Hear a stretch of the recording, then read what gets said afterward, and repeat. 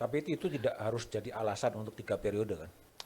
Ya, 3 periode tetap kita tolak Ah, kan. tolak. 3 periode harus kita tolak. Karena Presiden Jokowi sendiri setelah beliau dilantik dan kemudian eh, tanggal 21 Oktober saya kemudian kan jadi juru bicara beliau. Waktu itu mulai muncul tuh isu tentang 3 periode, bahkan ada isu tentang eh, presiden dipilih tidak langsung, pilkada tidak langsung, misalnya kayak gitu kan muncul seperti itu. Saya tuh diskusi langsung tuh dengan beliau, Pak. Saya bilang, Pak, ini saya kan disuruh jagain nih, Pak. Ini agenda reformasi itu, Pak, masterpiece-nya itu adalah pemilihan langsung presiden, dan harus ada 2 periode. Oke. Oh, kalau kayak gitu Mas Pak Juru ngomong, nanti saya ngomong yang dengan cara dengan wartawan yang lain. Dan akhirnya kan saya sampai hari udah 2 tahun nih dikejar terus untuk pertanyaan yang sama, yaitu tentang 3 periode, kemudian tentang perpanjangan. Saya bilang tidak, presiden itu tegak lurus terhadap Undang-Undang 45 terutama pada pasal 7. Dan kemudian beliau juga setia terhadap agenda reformasi. Jadi tidak ada perpanjangan ataupun 3 periode. Jadi kalau kita mau kumpulkan sekarang, presiden pasal 7 Undang-Undang 45 tetap 2 periode. Kemudian presiden dipilih secara langsung. Kepala daerah dipilih secara langsung. Ada partai politik, ada independen. Karena kebetulan saya dan teman-teman kan memenangkannya itu di Mahkamah Konstitusi. Jadi ini harus kita pertahankan karena Tapi ini bukankah presiden kadang-kadang masih ada tambahan tapi terserah MPR. presiden tentu tidak bisa membantah. Misalnya kayak begini, di pasal 3 Undang-Undang 45 tentang wewenang untuk melakukan yang namanya perubahan ya. Itu kan kita kan nggak bisa mengatakan bahwa nggak boleh dilakukan lah. Memang di pasal 3 memang ada. Pasal 3 kan ada, kemudian di pasal 37 kan ada tentang tata caranya Ya. kan seperti itu. Kan kok boleh, ini kan Ya, beliau sebagai artinya eksekutif. artinya kalau MPR kemudian dengan alasan apapun kemudian memperpanjang 3 periode atau kemudian memperpanjang masa jabatan presiden, presiden kan akan ikut aja. Nah, di sini saya juga mengatakan kepada Presiden, Pak Presiden, kita kalau menyetujui ini selain melanggar Undang-Undang 45 dan melanggar amanah reformasi, kita berhadapan dengan seluruh rakyat Indonesia yang sudah memahami bahwa yang namanya 2 periode itu kalau pakai istilah harga mati. Karena itu perjuangannya itu, karena kita sudah mengalami bagaimana 32 tahun sebuah kekuasaan tanpa regenerasi kepemimpinan nasional akhirnya rontok Republik ini secara politik, secara ekonomi, secara sosial rontok. Kemudian yang kedua, kita juga menyadari selama 32 tahun itu akar koruptif kekuasaan itu terbentuk. Dan koruptifnya itu kesana kemari multidimensi koruptifnya. Di politiknya koruptif, di ekonominya koruptif, di sosialnya koruptif. Jadi kita sadar betul bahwa sudah enough is enough mengenai presiden, dan lalu kemudian kita kemudian bersepakat kan untuk 2 periode dan tidak ada masa perpanjangan. Dan saya juga menyatakan ke beliau, warisan terbesar selain kita mampu mensejahterakan bangsa ini, istilah beliau kan Indonesia Maju itu, dan kemudian yang kedua yang misi beliau adalah Indonesia sentris, supaya ada pemerataan pembangunan antar wilayah, kemudian yang terluar juga di Indonesia itu terjadi. Saya bilang legasi terbesar kita adalah mempertahankan Undang-Undang Dasar 1945 dan mempertahankan agenda reformasi itu. Jadi legacy harus ada 2. Legasinya itu adalah kesejahteraan, satu legasi lagi adalah demokrasi. Karena itu saya bilang, saya bersedia nih membantu Bapak. Oke. Karena Bapak Presiden ingin meninggalkan 2 legasi, yaitu demokrasi, satu lagi kesejahteraan. Kalau ini Mas Budiman, kalau ini bisa berjalan, ini luar biasa. Karena ada negara demokrasinya aja, tapi kesejahteraannya nggak dapat. Ada yang kesejahteraan aja, tapi demokrasinya nggak dapat. Nah ini kita kalau bisa dua-duanya nih paralel, demokrasinya dapat, kesejahteraannya dapat. Itu legacy luar biasa dari Oke. Presiden Joko Kalau Widodo. posisi presiden soal amandemen konstitusi gimana? Beliau dalam posisi sikap politiknya jelas ketika beliau menyatakan bahwa saya tidak menginginkan, tidak berniat terhadap 3 periode, dan kita harus setia terhadap 2 periode, dan itu yang harus kita jaga, saya menjabarkan bahwa beliau menolak untuk memperpanjang masa jabatan, beliau juga menolak untuk 3 periode, dan beliau di sana ketiga, yaitu setia terhadap Undang-Undang 45 dan amanah reformasi. Nah, pertanyaan kan soal amandemen konstitusi. Karena dalam 16 Agustus, itu kan Ketua MPR berbicara soal perlunya amandemen konstitusi untuk pokok-pokok haluan negara. Ya, kemudian itu juga disambut Presiden yang mengapresiasi anggota DPR, anggota MPR yang mengkaji, mencari bentuk hukum dari pokok-pokok haluan negara. Dan disambut lagi oleh Ketua DPD Lanyala Mataliti yang mendukung amandemen konstitusi. 3 lembaga negara secara bersama-sama mendukung ke arah perubahan konstitusi. Alhamdulillah saya baru baca media ya, Pak Bambang Susatyo mengatakan tidak pernah dia mengusulkan atau mengatakan akan ada amandemen terkait dengan 3 periode, nggak pernah. PPHN. Kalau PPHN iya. Oke. Kalau PPHN iya. Dan Presiden kan tidak mungkin mengatakan bahwa saya menolak adanya amandemen. Loh, memang bukan wewenang beliau. Pasal 3 mengatakan bahwa itu adalah wewenang dari MPR. Dan mengenai agendanya, bahwa mereka mengatakan agendanya adalah PPHN, Presiden juga tidak bisa mengatakan tidak boleh membuat agenda itu, ya nggak bisa. Oke. Dan saya sudah mendapatkan, baru saja saya baca di media bahwa Bang Susatyo mengatakan kita hanya stick kepada soal PPHN. Kemudian dilanjutkan oleh Pak Hidayat Nur Wahid. Karena saya hari Sabtu kemarin juga, hari Minggu ada diskusi dengan beberapa anggota DPR, termasuk ya Juli, kemudian itu wakil ketua MPR segala macam. Mereka mengatakan bahkan badan kajian yang dimiliki MPR tidak pernah menyentuh yang namanya 3 periode atau perpanjangan.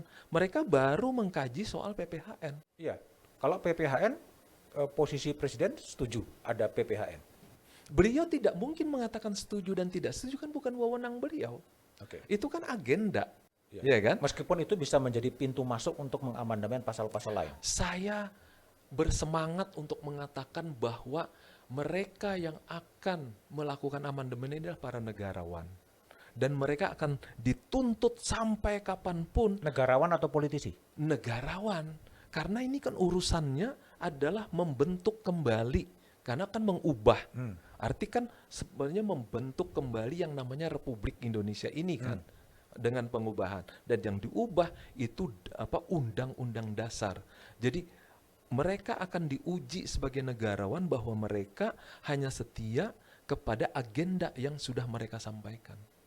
Saya pikir itu. Dan ini yang soal 3 periode, 3 periode, saya ini agak takut loh Mas Budiman. Jangan-jangan ada yang lempar batu sembunyi tangan ini. Siapa itu? Saya tidak tahu. Ini mungkin aja ada yang ingin memanfaatkan entah nanti lagi atau nanti lagi gitu kan. Itu kan bisa aja ada yang ingin berkeinginan demikian. Nah, karena itu kita bilang ini sudah cukup, udah harga mati nih 2 periode. Kita sudah cukup lah, enough is enough 32 tahun. Ada orang yang berkuasa dan kita merasakan kerusakan. Bukan saja kerusakan dalam kehidupan kepresidenan kita, tapi rusak secara multidimensi dalam kehidupan kenegaraan dan kebangsaan kita. Dan saya nih Mas Budiman, saya ingin mengatakan di depan Mas Budiman bahwa apabila terjadi upaya mengubah apa yang menjadi agenda reformasi itu, saya akan kembali kepada cita-cita awal saya. Ini adalah perjuangan dengan darah, penjara, air mata, teman-teman hilang, teman-teman mati. Saya akan tetap berada dalam posisi teguh. Tidak akan tergoda. Tidak akan tergoda. Tidak akan tergoda pada siapapun yang ingin mengubah ini ataupun yang ingin memanfaatkan perubahan ini. Saya tidak akan. Persisnya akan apa kalau kemudian masa jabatan diperpanjang dan lain sebagainya? Saya mengatakan terima kasih kayak gitu, dan saya akan tetap mempertahankan sampai sesuatu yang sudah diperjuangkan. Karena persoalan jadi begini, kalau saya menyetujui perpanjangan, kalau saya menyetujui 3 periode, saya bisa menjelaskan apa terhadap diri saya. Saya dipenjara 3 tahun, dibuang ke Nusa Kambangan, pecah kepala nih, 7 jahitan karena menjadi demonstran, dan kemudian juga kehilangan kawan-kawan yang meninggal atau yang hilang seperti Wiju Tukul dan yang lain-lain. Saya tidak akan bisa menjelaskan arti perjuangan dan juga arti hidup saya. Karena itu saya ingin mengatakan, ini batas saya. Prinsip ini harus saya pegang. Jadi siapapun yang ingin memanfaatkan untuk memperpanjang ataupun ingin memanfaatkan untuk 3 periode, saya akan berhadapan langsung dengan mereka dengan sikap intelektual saya dan dengan sikap batin saya, seperti itu. Tapi kalau saya amatin kan Pak Fajrul orang yang sosok aktivis yang memperjuangkan soal capres independen. Saya memperjuangkan capres independen. Dan sampai sekarang itu akan tetap diperjuangkan adanya capres independen? Karena ini bersesuaian, karena menurut saya capres independen itu juga penting untuk menjadi penyeimbang dari capres yang diajukan oleh partai politik atau gabungan partai politik. Dan saya kan dulu dengan teman-teman sudah menyatakan bahwa itu mestinya ada kesempatan, dan kami kemudian berjuang melalui lembaga yang dibentuk dalam reformasi kan, Mahkamah Konstitusi, dan akhirnya menang di MK sehingga gubernur, bupati, wali kota boleh melalui jalur independen. Dan kemudian kami ingin menerobos lagi menjadi capres independen. Ternyata waktu itu ketua Mahkamah Konstitusi ada Pak Mahfud MD, kami kalah. 5 mengatakan tidak, 3 menyatakan ya, dan jalan satu-satunya sekarang hanya tinggal di amandemen. Walaupun saya tidak dalam satu posisi ingin mengatakan, apakah selain PPHN juga memasukkan agenda capres independen. Toh hanya cuma menambah ini saja, bahwa presiden dan calon presiden didukung oleh partai politik atau gabungan partai politik, tinggal ditambah dan perseorangan. Ya. Itu tetap Anda satu value yang Anda perjuangkan. Ya, saya perjuangkan karena menurut saya harus ada kesetimbangan antara partai politik dengan independen. Toh di semua negara-negara demokrasi modern, bahkan Amerika sejak awal berdiri saja, dia sudah memperbolehkan independen kan. Kemudian juga Rusia, kemudian juga yang lain-lain, itu independen biasa saja. Artinya Anda juga keinginan jadi calon presiden Saya melalui jalur punya. independen? Kalau itu ada, saya akan mengajukan diri sebagai calon presiden melalui jalur independen, untuk menyatakan bahwa ada kesempatan yang diberikan bukan hanya pada saya, tetapi juga pada masyarakat Indonesia yang memiliki cita-cita yang sama untuk mempertahankan NKRI ini, tapi tidak memiliki partai politik. Ya, tapi keinginannya sebetulnya kepada dibukanya calon independen, capres independen, atau ingin menjadi calon presiden? Sampai hari ini yang ada di dalam kepala ya calon presiden independen. Karena kalau mau jadi calon presiden, saya kan tidak punya partai. Dan tidak ada gabungan partai yang bakal mendukung, misalnya seperti itu. Tapi kalau suatu hari mungkin saja ada, saya sih gak ada masalah juga. Artinya tetap, berarti artinya tadi pertanyaan awal saya, apakah ini Dubes itu menjadi karir politik tertinggi, Anda masih punya imajinasi menjadi seorang presiden? Ada imajinasi itu. Kan seperti Ben Anderson bilang tentang imagine community, sangat mungkin juga ada imagine presidensi. Apa yang Anda bayangkan menjadi presiden? Ada cita-cita dasar yang saya merasa pernah perjuangkan dari sejak saya jadi aktivis mahasiswa kan ya. Misalnya saja di bidang demokrasi, paling tidak mempertahankan saja cita-cita demokrasi dan cita-cita reformasi itu sudah luar biasa. Kan paling tidak makanya kenapa saya mengatakan Pak Presiden, saya bersedia bergabung dengan Anda. Kenapa? Karena ada 5 hal yang Bapak setujui untuk saya perjuangkan, yaitu demokrasi, HAM, anti korupsi, toleransi, dan kehadiran negara kepada masyarakat atau welfare state. Ini kan ada di dalam perjuangan hidup saya dari sejak saya mahasiswa di ITB, kemudian dibuang, dan ini juga yang mewarnai perjuangan saya ketika di Mei 98 bersama dengan teman-teman, waktu itu saya di Presidium Mahasiswa Sarjana Universitas Indonesia, bersama-sama dengan teman-teman semua menduduki MPR, DPR, MPR itu bagian dari cita-cita juga. Dan saya masuk sekarang dalam pengertian itu juga. Makanya ketika Presiden bilang, Mas Fajrul jadi komisaris utama di Adikarya untuk membangun infrastruktur, karena beliau bilang infrastruktur ini harus terbagi rata ke seluruh Indonesia, dan kemudian yang kedua juga masuk ke dalam gagasan Indonesia sentris. Saya bilang, Pak, ide saya dari dulu kalau membaca pledoi saya kan waktu itu judulnya, kalau Bung Karno Indonesia menggugat, kalau saya menggugat Indonesia kan. Saya menggugat Indonesia, intinya tuh ada dua, yaitu perubahan kepemimpinan nasional, yaitu menjatuhkan Soeharto dan kemudian membatasi kepemimpinan nasional, dan itu berhasil didapat pada reformasi 98. Yang kedua, perubahan struktural, terutama kalau di bidang ekonomi, adalah membuat bukan saja yang namanya pemerataan ke seluruh Indonesia, tapi juga keseimbangan antar wilayah. Makanya ketika Presiden mengatakan, Mas, ini kita ibu kota akan pindah nih, karena ini bagian dari Indonesia sentris untuk membuat yang namanya keseimbangan baru di antar wilayah. Karena kan Jawa masih 59% PDB-nya. Kemudian Sumatera 22%, Kalimantan 8,2, malah di masa pandemi 7,9, jadi jatuh lagi. Kemudian Sulawesi 6%, kemudian Maluku, Papua cuma 3%, dan Bali, NTT sekitar 2 atau 3%.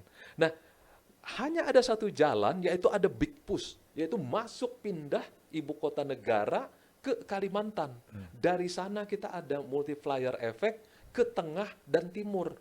Dan saya terima kasih loh, dari teman-teman kemarin di Sulawesi Selatan memberikan penghargaan pada saya, dianggap sebagai cendekiawan yang selalu memperjuangkan agar pemerataan antara barat, tengah, dan timur itu tetap berjalan. Salah satunya itu ada IKN. Makanya saya dengan Presiden Joko Widodo itu bilang, Pak, terima kasih ibu kota negara pindah ke Kalimantan. Ini bagian dari cita-cita saya untuk melakukan yang namanya perombakan struktural, yang dalam bahasa beliau itu adalah Indonesia sentris. Kembali ke soal capres independen. Nah, kalau capres independennya belum terbuka, posisi politik Anda sebagai soal presidensial threshold gimana? Yang terlalu tinggi sehingga ya hanya paling 3 calon aja yang akan bisa maju, atau 2 calon yang akan maju. Ya, salah satu sebenarnya kalau kita melihat capres independen itu kan gugatan saya juga terhadap soal presidensial threshold sebenarnya. Karena kalau independen ada, bahwa dia nanti akan diberikan semacam persyaratan tertentu yang mungkin akan disesuaikan dengan misalnya presidensial threshold atau yang lain-lain. Toh di negara-negara lain, misalnya kayak di Korea Selatan, orang yang dari independen juga ada persyaratan tertentu kan yang harus dilalui.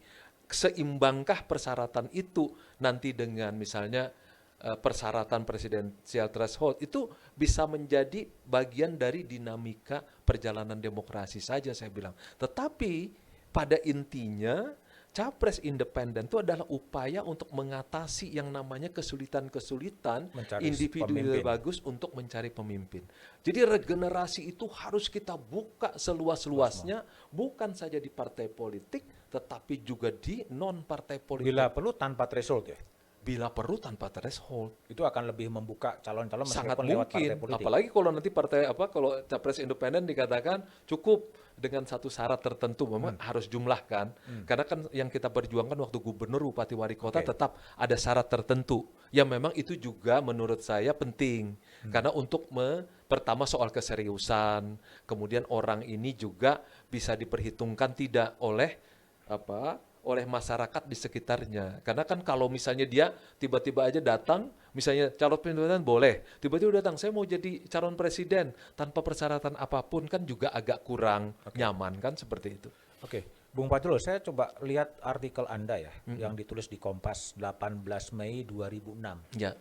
Judulnya adalah merayakan matinya reformasi.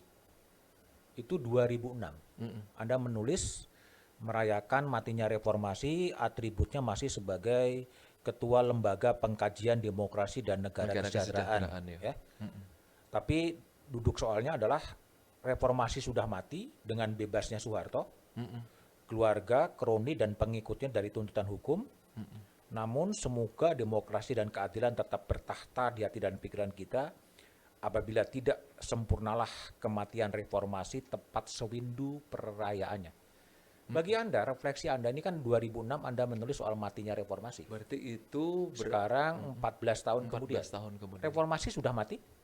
Reformasi masih tetap Pak, posisinya itu masih transisi dan konsolidasi menurut saya.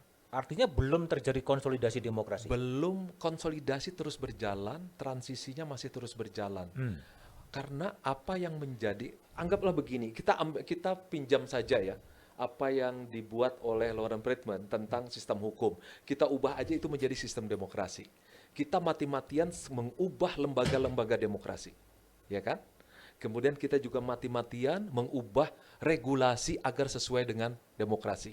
Ya misalnya undang-undang dasar kita ubah kan. Misalnya ada pasal 7 kemudian, dan kemudian juga misalnya orang boleh berunjuk rasa, dulu nggak diperbolehkan, ada undang-undangnya. Kemudian yang ketiga, kita ingin membangun kultur demokrasi. Lembaga-lembaga demokrasi, aparat-aparat demokrasi, itu yang, dan kemudian regulasinya itu yang menjadi kegelisahan saya sebelum artikel ini ketika menjadi polemik. Di Kompas saya masih ingat, saya menulis tentang demokrasi tanpa kaum demokrat. Itu sebenarnya satu refleksi bahwa memang reformasi itu semacam apa ya, ada tawar-menawar antara kekuatan yang lama dengan kekuatan yang baru. Tidak cut off. Tidak cut off sama sekali. Kemudian kan saya membantu Gus Dur kan 2 tahun. Karena saya sama-sama di Forum Demokrasi dan Gus Dur kemudian terjengkang dengan beragam sebab lah seperti itu ya. Tapi menurut saya salah satunya adalah memang kita reformasi. Jadi ketidakmampuan kita mengelola transisi dan mengkonsolidasikan kekuatan, salah satunya tumbangnya Gus Dur itu menurut saya salah satu sebenarnya waktu itu kita tidak bisa memanage yang namanya konsolidasi demokrasi. Dan sampai sekarang demokrasi itu belum terkonsolidasi. Belum terkonsolidasi dengan benar. Padahal karena misalnya sejumlah tuntutannya kan belum berjalan. Yes. Sebuah tuntutannya belum berjalan. Waktu itu yang paling keras kan kita tuntut sebenarnya selain amandemen udah berjalan kan kemudian. Tapi di sana masih kurang capres independen. Kemudian yang kedua, kita waktu itu ingin agar, karena waktu itu saya belajar banyak di Pengadilan Soeharto, kemudian terkait dengan Dwi Fungsi ABRI itu berhasil kita lakukan kalau Pengadilan Soeharto, dan kemudian harta-hartanya, keluarganya, sampai hari ini kan masih tetap berproses tuh. Belum selesai sama sekali. Belum selesai. Walaupun Presiden Jokowi juga mati-matian sedang berupaya menyelesaikan itu. Kemudian soal penyelesaian pelanggaran HAM berat yang merupakan salah satu tuntutan dalam reformasi juga belum selesai sampai hari ini, Budiman. Oke, ini juga terkait dengan tulisan Fajrul 6 Oktober 2006. Tuan Presiden, tangkaplah pembunuh Munir. Ya, itu juga hutang sejarah yang harus kita selesaikan. Dan waktu itu kepada presiden yang SBY, sebelumnya ya. Iya, pada SBY. Dan sampai sekarang pada Pak Jokowi juga belum selesai juga. Nah ini makanya, ini kan kami terus-menerus selama hampir 2 tahun saya di istana, presiden di depan saya mengatakan bahwa Mas Fajrul, kita cobalah selesaikan tentang pelanggaran HAM berat ini. Dan kemudian saya bertemu dengan Pak Mahfud MD karena beliau adalah Menko Polhukam, dan beberapa kali rapat, dan kemudian alhamdulillah sekarang ada bala bantuan nih, yaitu Prof. Edi Hiarij.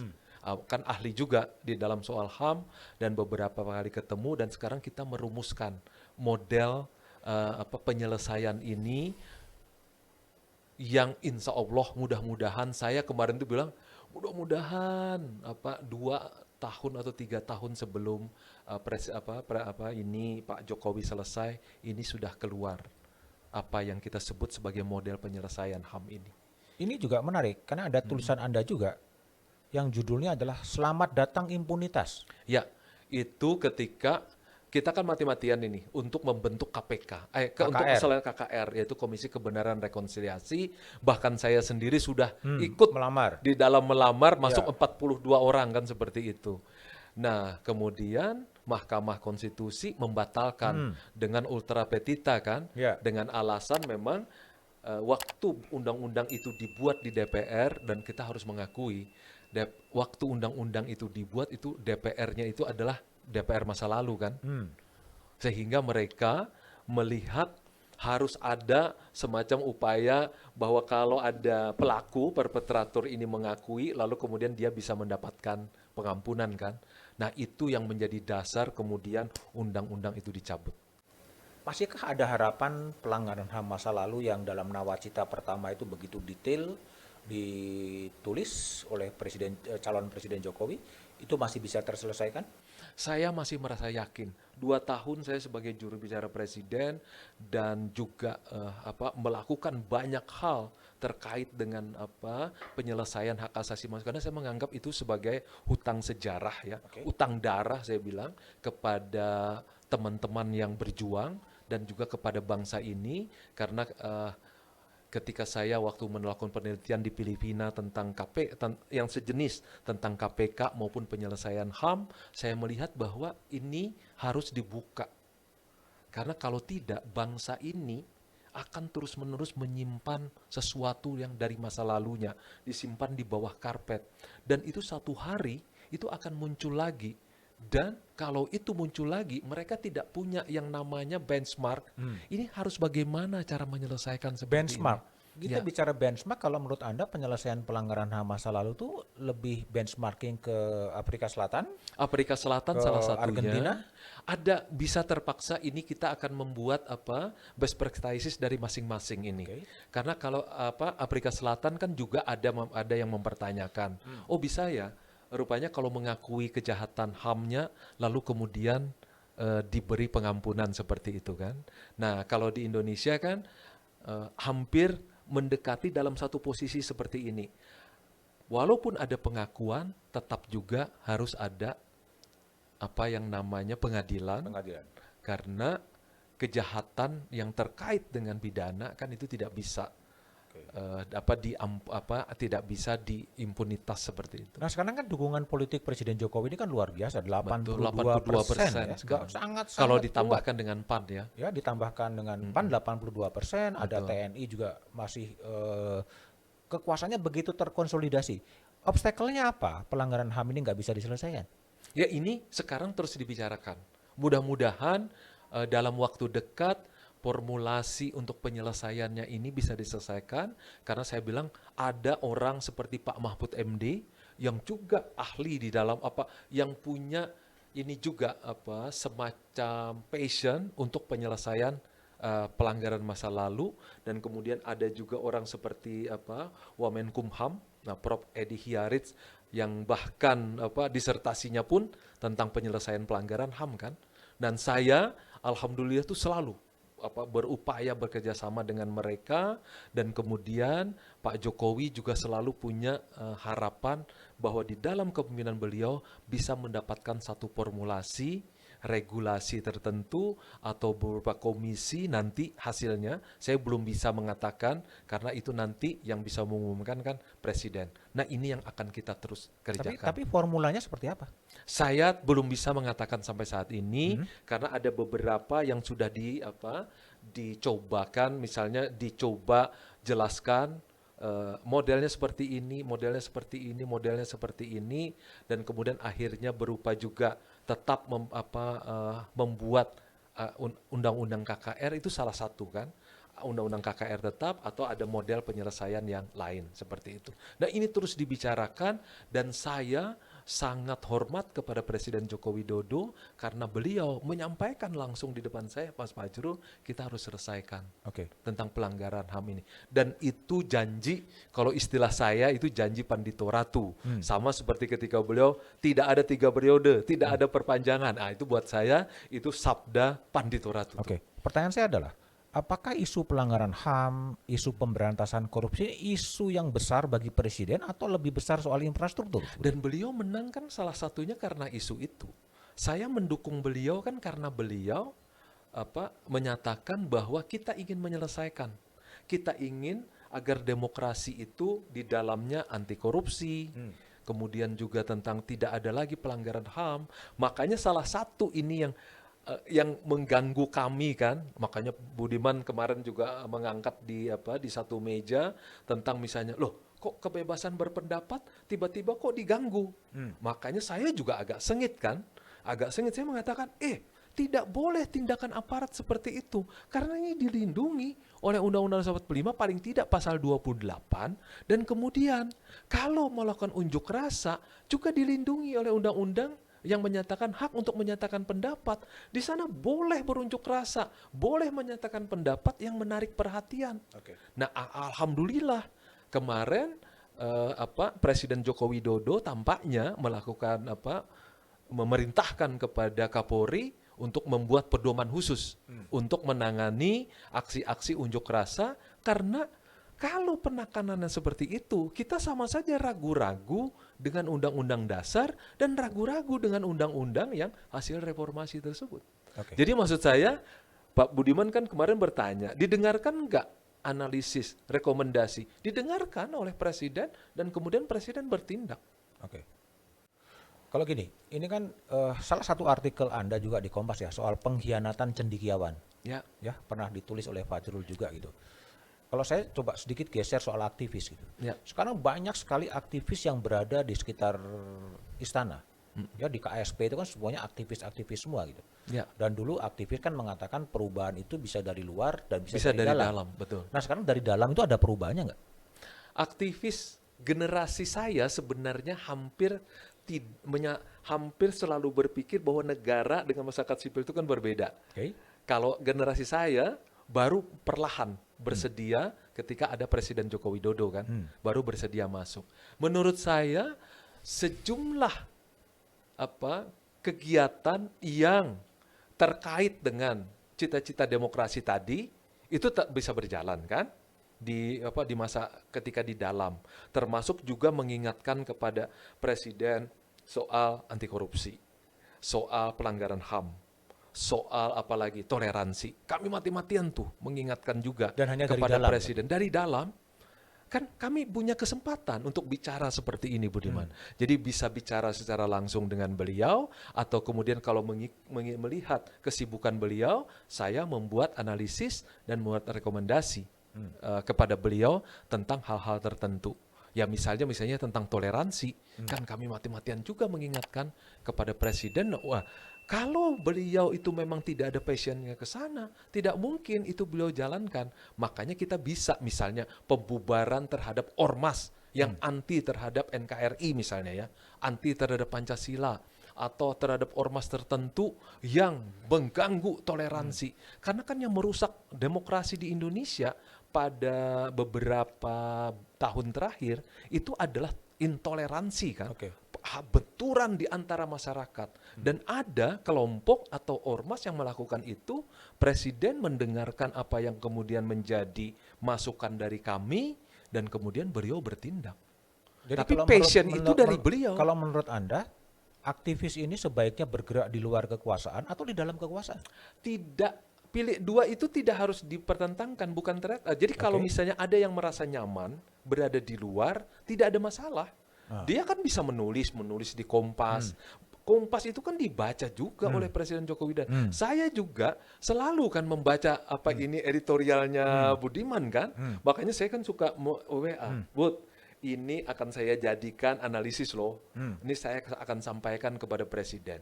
Jadi saya juga mencari itu tulisan-tulisan teman-teman yang ada baik dalam pembicaraan di media televisi, kemudian ada tulisan yang tercetak atau yang ada di jurnal. Saya selalu membongkar supaya tugas saya memelihara demokrasi ini tetap bisa berjalan.